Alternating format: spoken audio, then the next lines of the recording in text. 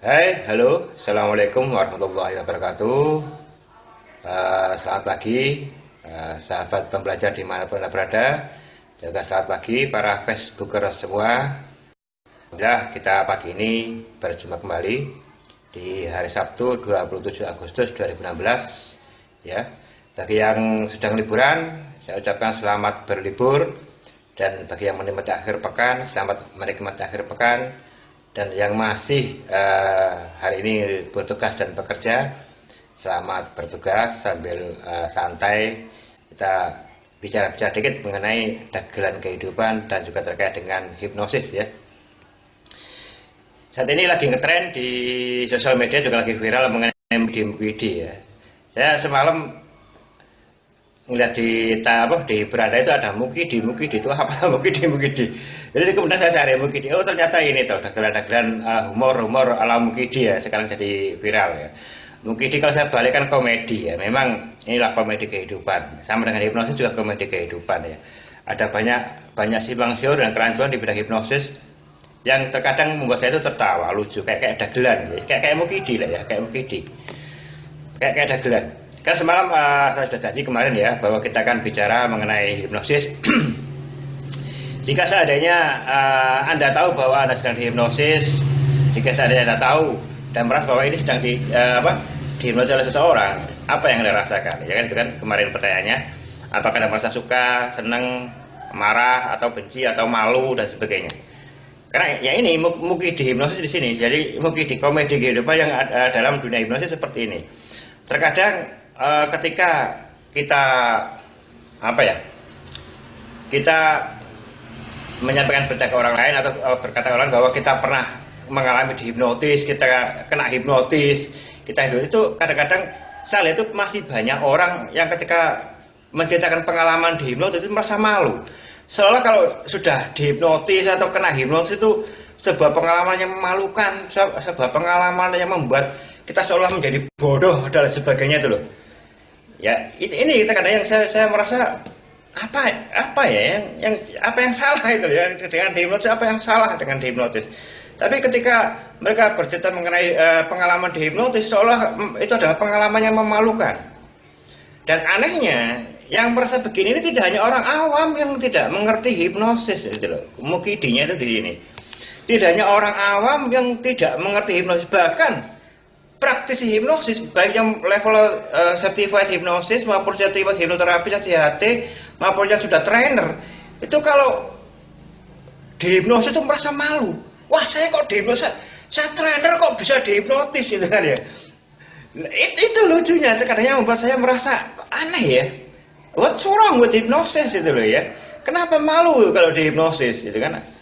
Jadi ternyata mindset atau pemahaman bahwa dihipnosis itu masih identik dengan orang dihipnotis artinya adalah orang bodoh, hanya orang bodoh yang bisa dihipnotis. Orang dihipnotis adalah orang yang kena tipu dan sebagainya. Itu ternyata masih melekat bahkan kepada praktisi hipnosis itu sendiri. Jadi kalau praktisi hipnosis saja merasa begitu, apalagi orang awam itu loh ya. Padahal sebenarnya kalau kita memang mau bicara hipnosis ya, kalau mau bicara hipnosis, siapa sih yang tidak pernah dihipnosis? Bahkan Anda mulai bangun tidur sampai nanti tidur lagi, bangun tidur lagi.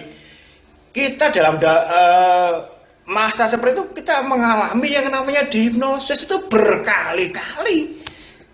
Sebenarnya, coba Anda perhatikan definisi hipnosis daripada Department of Education yang dari Amerika itu kan ya. Bahwa hipnosis adalah proses penemuan faktor kritis pikiran sadar yang disertai dengan diterimanya sebuah sugesti. Itu hipnosis ya. Jadi hipnosis intinya adalah proses penembusan faktor kritis dari pikiran sadar yang disertai dengan diterimanya sebuah sugesti. Itu hipnosis. Jadi ketika Anda kemudian contoh saat ini bangun tidur terus kemudian bagi yang muslim mungkin ke masjid ya. Di masjid kebetulan ada kuliah 7 menit ya, kuliah subuh itu kan ya. Di situ kemudian Pak Ustadz dan Pak Kiai menyampaikan kisah-kisah, menyampaikan ceramah-ceramah, menyampaikan nasihat. Dan kemudian di situ Anda tersentuh hatinya, Anda tergugah, mendapat pencerahan, kemudian menjadi ada keinginan untuk berbuat lebih baik atau memperbanyak sedekah atau memperbanyak, intinya setelah Anda mendengar ceramah tadi, Anda itu merasa ingin melakukan sesuatu atau berpikir sesuatu dan sebagainya. Dan kemudian setelah dari masjid, kemudian ya kegiatan pagi, mungkin lari pagi atau apa. Nah, kenapa kemudian mau lari pagi? Ya, lari pagi mungkin di kota haus, beli minum teh atau beli minum air mineral. Kemudian beli sesuatu, dan kemudian saya itu berangkat kerja dan sebagainya. Itu kalau mau diperhatikan itu sudah ada beberapa proses itu. Saat kita tadi ya di masjid dengar ceramah, tersentuh hati kita, terus kemudian kita mau melakukan sesuatu, itu sebenarnya seberapa? Oke, tadi sedikit kredit ya. Saat kita mendengarkan ceramah dari seorang yang tokoh yang kita akui otoritinya di bidang sesuatu terkait dengan tadi hal agama, kita mendengarkan nasihat dari Ustadz. Nasihat itu bahasa lainnya adalah sugesti. Nasihat, ceramah, ide itu bahasanya sugesti. Jadi kita mendengar sebuah nasihat dan kemudian kita sentuh hati kita, itu artinya apa? Artinya nasihat tersebut sudah melewati faktor kritis karena sadar kita, sudah tidak ditolak lagi, sudah diterima dan disetujui, sehingga menimbulkan persepsi daripada hati kita atau pikiran bawah sadar kita, dan kemudian bahkan dapat menimbulkan sebuah kesimpulan pencerahan dan akan kita lakukan. Itu namanya kan kita sedang baru saja terhipnotis toh. Terus oleh siapa? Oleh Pak Ustadz. Kemudian kita jalan-jalan atau lari pagi kemana, atau kemudian kita beli minuman tertentu yang sesuai dengan kesukaan kita. Kenapa kita kok belinya itu, misalnya teh merek ini atau air mineral merek ini? Saat kita membeli sesuatu di antara sekian merek brand daripada minuman atau makanan, kenapa kita memilih itu? Itu kan karena kebiasaan, kan, kesukaan. Itu juga hasil program sebuah hipnotis. Kenapa kita suka merek ini? Itu juga hasil program hipnosis. Jadi kita memilih produk-produk tertentu dengan merek tertentu, atau kita memilih kesukaan minuman tertentu dengan kadar manis tertentu umpamanya, itu kan merupakan hasil dari sebuah proses hipnosis yang kita lakukan, baik self hipnosis maupun karena dari faktor luar. Kita memilih merek ini ya karena kita terkena hipnotis daripada iklan toh ya. Dan kemudian kita bekerja, kita kemudian mengikuti peraturan SOP, kita perintah dari atas kita mengikuti, itu kan juga terhipnotis itu namanya.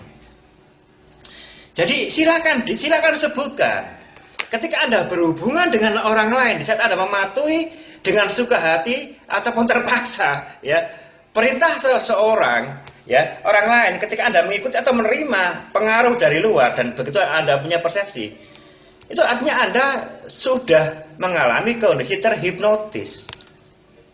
Makanya saya bilang, coba Anda ceritakan mulai bangun tidur sampai mau tidur lagi, pengalaman ketika Anda berhubungan dengan orang lain, bagian mana yang tidak merasa terhipnosis? Hampir semua itu ada proses menghipnosis. Kita ini juga penghipnotis alami, juga subjek alami. Kita sering menghipnosis orang lain. Kita sering mempengaruhi orang lain sedemikian hingga orang itu mengikuti apa yang menjadi nasihat kita, apa yang menjadi perintah kita, apa yang menjadi permintaan kita, juga ya apa yang menjadi kata-kata kita. Demikian juga kita sering mengikuti apa yang menjadi nasihat orang lain. Kita sering menerima instruksi dari orang lain. Kita menerima dan menyetujui berbagai macam informasi dari orang lain. Artinya kita ini hakikatnya penghipnotis alami dan juga subjek alami. Hipnosis itu peristiwa alamiah yang kita alami sehari-hari. Jadi sudah paham ya? Jadi inti hipnosis adalah ketika kita sudah tidak menolak, ketika kita sudah tidak mengkritisi, kita tidak ngeyel, tidak menganalisa, sebagai apapun informasi itu, apapun nasihat itu, apapun sugesti itu kita terima, kita setujui dan kita jalankan, itu hipnosis. Nah, jadi mana yang tidak hipnosis dalam kehidupan kita sehari-hari? Kita ketemu teman, tolong dong belikan minuman, dengan suka hati Anda membelikan minuman, ini minumannya. Berarti kan Anda baru saja dihipnotis teman Anda toh. Sederhana loh, hipnosis itu sederhana. Maka lucu kalau ada praktisinya, bahkan sampai trainer atau guru hipnosis merasa, wah saya kok kena hipnotis ya, saya malu saya kena hipnotis ini.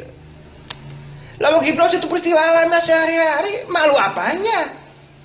Apa yang malu gitu ya? Hipnosis itu peristiwa sehari-hari, sebuah komunikasi yang efektif. Sedemikian hingga komunikasi itu dapat mempengaruhi seseorang, dapat dijalankan atau mempengaruhi cara berpikir seseorang, itu sudah hipnosis namanya. Jadi hipnosis adalah sebuah komunikasi yang efektif sehingga dapat diterima dan dimengerti dan juga dijalankan oleh seseorang. Itu namanya hipnosis gitu loh kan. Kan sederhana. Jadi yang namanya hipnosis bukan kok tidur, itu kan namanya hipnosis untuk memunculkan fenomena sleep hipnosis. Hipnosis itu sendiri tidak ada hubungannya dengan istilah tidur, tidak ada hubungannya dengan tidur menidurkan, dan tidak ada hubungannya dengan meniduri gitu loh ya.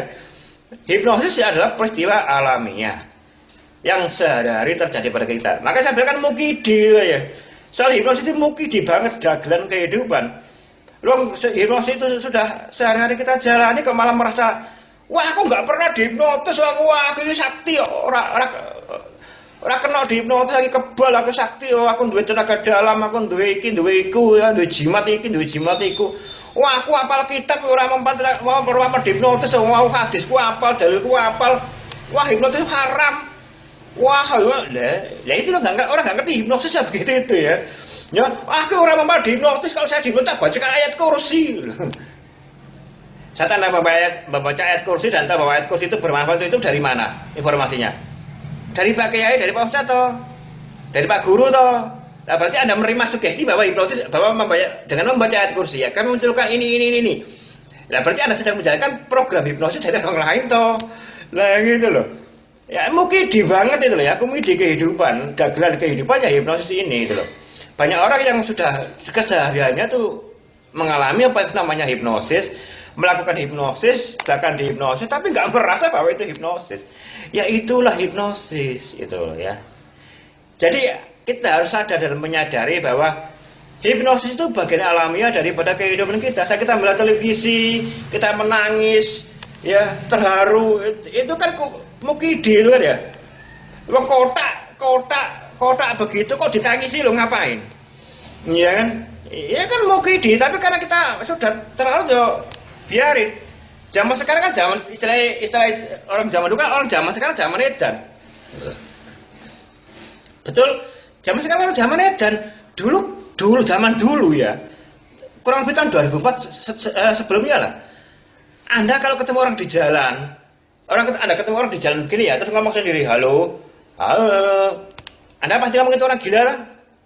Betul. Ketika Anda ketemu orang di jalan terus ngomong sendiri, itu kan Anda ngomong orang gila. Sekarang berarti banyak orang gila loh. Iya halo, apa kabar? Di depannya nggak ada orang loh, cuma pegang kotak gini dah loh. Iya halo, apa kabar? Bagaimana kabarnya? Waduh, padahal nggak ada orangnya loh. Tangannya wow.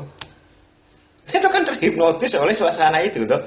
Dan berarti kan hipnotis itu kan peristiwa sehari-hari itu. Kita nggak sadar ini kan juga hipnotis, ya kan?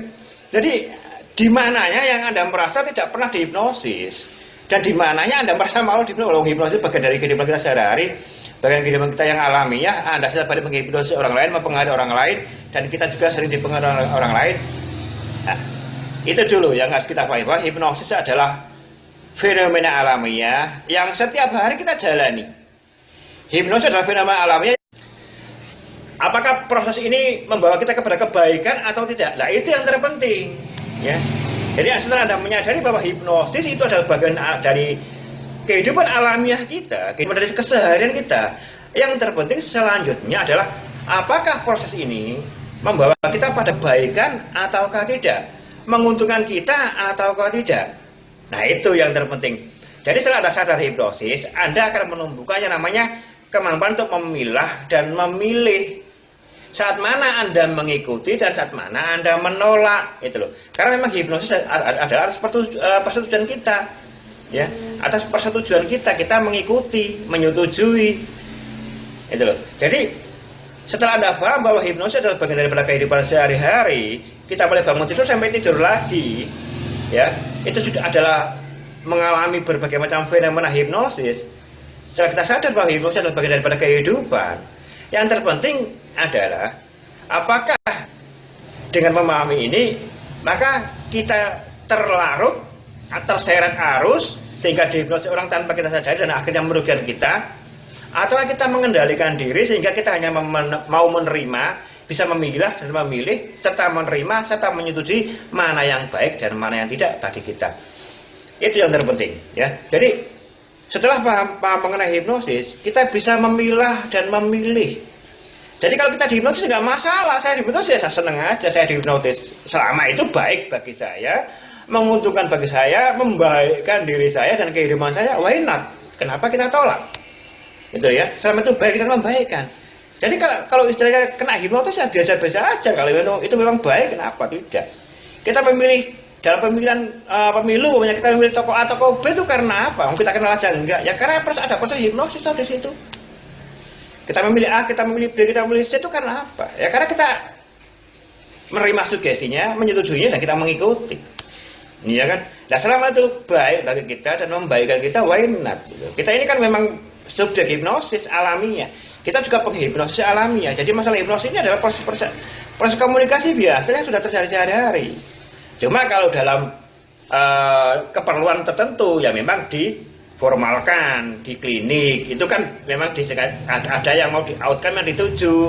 Nah, ada tuturnya karena terkait dengan terapi maka diperlukan tingkat kedalaman sekian. Double levelnya sampai sekian, kedalaman terangnya karena terkait dengan intervensi terkait dengan terapi. Itu memang diperlukan tersendiri ya kan. Tapi kalau pakai NLP malah nggak perlu begitu, ngobrol begini aja sudah kita sudah dapat menyembuhkan orang. Cukup oke, bayangkan ini yang jelek ya, ini bayangkan yang baik di sini kecil ya kan. Terus sekarang yang jelek ini jadi hitam putih buang jauh-jauh, yang baik masuk shred. Ya, namanya apa? Swiss pattern. Itu sudah nggak pakai, itu malah pakai ngobrol gini aja. NLP, ya kan? Jadi apa? Hipnosis itu adalah bagian daripada kehidupan sehari-hari, ya. Kita sudah sering menjadi subjek hipnosis. Disebut subjek karena memang tergantung kita. Makanya dalam orang-orang yang alumni IBA pasti mengatakan bahwa orang yang dihipnosis namanya subjek karena memang yang punya kendali itu kita yang dihipnosis. Kita mau menerima atau menolak terserah kita, ya. Kita setiap hari adalah subjek alamiah daripada hipnosis dan kita juga hipnotis atau orang yang melakukan hipnosis kepada orang lain secara alamiah. Setiap hari kita melakukan itu. Yang terpenting setelah sadar bahwa hipnosis adalah bagian daripada kehidupan, yang terpenting adalah sadari dan arahkan itu sesuai dengan kebaikan kita. Setelah kita paham bahwa hipnosis adalah bagian daripada kehidupan, maka kita dapat memilah dan memilih, menerima dan menyetujui atau menolak mana yang baik dan mana yang tidak. Itu yang terpenting daripada hipnosis. Jadi bukannya kok, wah saya malu kena hipnotis, bukan itu. Berarti kalau Anda malu berarti Anda baru saja terkena proses hipnosis yang dimana itu merugikan Anda ya. Memang Anda malu karena kenapa Anda menyetujuinya, ya kan? Kan Anda subjek, Anda punya kuasa untuk menolak. Kenapa Anda menyetujuinya? Jadi Anda malu kepada siapa? Kepada diri Anda sendiri. Ketika mengalami hipnosis yang merugikan Anda, itu berarti Anda malu kepada diri Anda sendiri. Marah kepada siapa? Ya marah kepada diri Anda sendiri. Kenapa menyetujui? Ya kan? Penipar gendam itu semuanya sebenarnya adalah juga menggunakan konsep-konsep hipnosis. Anda kan diwingi-wingi dengan ini itu, dapat hadiah, dapat ini, dapat itu. Lah Anda menyetujui kok. Sebenarnya kalau Anda sejak awal menolak, mereka itu tidak punya kuasa apa-apa. Tipu daya setan itu lemah, ya kan? Penipuan kan tipu daya setan, ya kan? Tipu daya setan itu lemah. Kalau sejak awal Anda menolak ya tidak kena, itu loh ya.